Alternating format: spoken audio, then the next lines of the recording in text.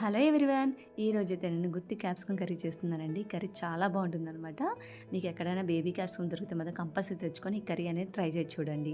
దీనికోసం క్యాప్సికమ్ అని వంకాయ కట్ చేసినట్టుగా 4 చిలుకలు పెట్టుకోవాలన్నమాట. చూసారా, ఈ విధంగా పెట్టుకోవాలి. పెట్టుకొని బాగా కాగిన ఆయిల్లో ఈ క్యాప్సికమ్ అన్నీ కూడా ముందుగా వేయించేసుకోవాలి.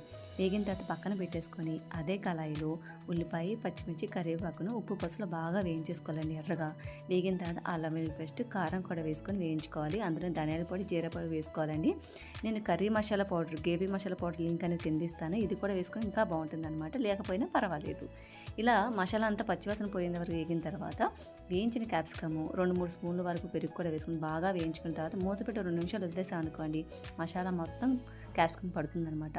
అలా వేగిపోయిన తర్వాత దాంట్లో సరిపడా వాటర్ పోసుకొని మూత పెట్టేసి ఒక 3 నిమిషాలు వదిలేస్తే అయిపోతుంది క్యాప్సికమ్ కర్రీ. చూసారా, చాలా బాగుంది కదా. ఇది రైస్లో కన్నా చపాతీలో కన్నా పర్ఫెక్ట్గా ఉంటుందండి. మీరు ట్రై చేసి చూడండి. నచ్చితే సబ్స్క్రైబ్ చేయండి.